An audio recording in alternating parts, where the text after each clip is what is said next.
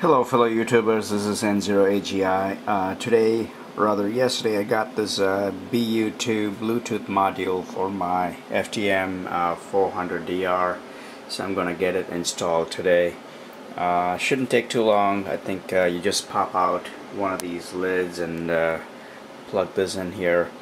So the module is fairly small and straightforward to install, so let's get this opened up. So the box contains a little package with the Bluetooth module, fairly small as you can tell, and a few little information leaflets. Nothing fancy, no instructions per se, because the instructions going to vary depending on where you plug this into. So it gives you some general information about Bluetooth BU-2 device, some communication related notices, warnings and information, so to speak. Nothing more. So let's open this package up and get it installed. Yeah, I forgot to mention the box also came with this little sticker with the FCC ID and whatever, so that's in there too. Let's go to the next step of getting it installed. So here's the FTM-400 DR, the main unit.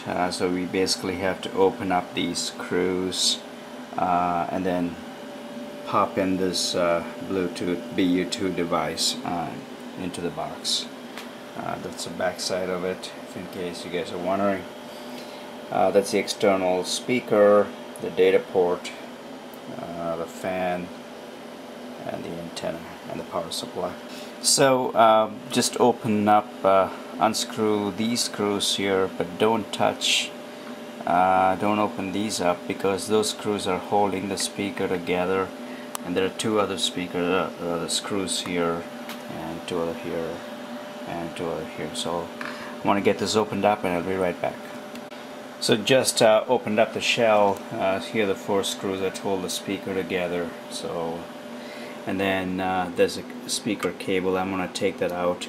It can only go in one way, so that's always a good thing. I think the Bluetooth header is right there according to the manual. If you look in the front of the body, we'll have to open up this shell or this panel here, and then after that pulls out, you would insert the Bluetooth module using that header into this location here. Now there is a receiving header which is very similar to a receiving header for this Bluetooth. That's not the header, so don't insert your Bluetooth module into there, so you'll have to open up this panel and go from there. I'll be right back. Alright, we just took out the front panel, the two screws that were holding it together. When it comes out, it kind of reveals the Bluetooth receiving header. So let me get it plugged in and I'll be right back.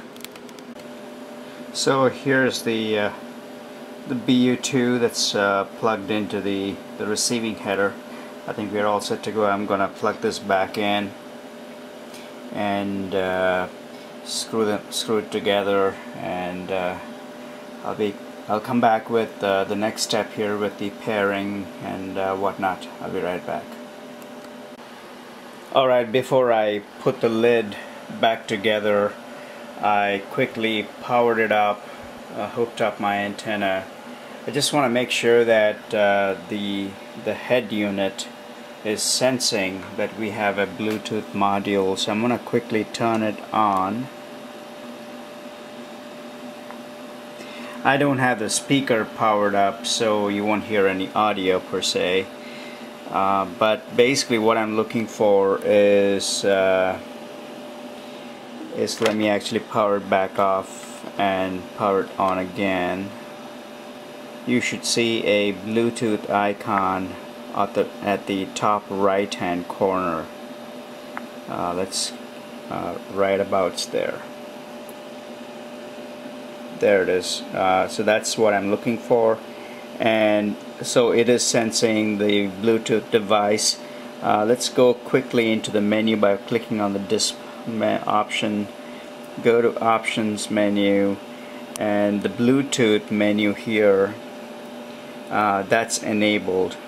Without the Bluetooth module in the FTM-400 DR, this menu option would be disabled. So let's go into it, and then you'll see options for enabling audio, battery, and Vox sort of options that you can enable or disable, and we'll come back to that later. I just want to make sure that the Bluetooth module is being sensed by the unit to begin with.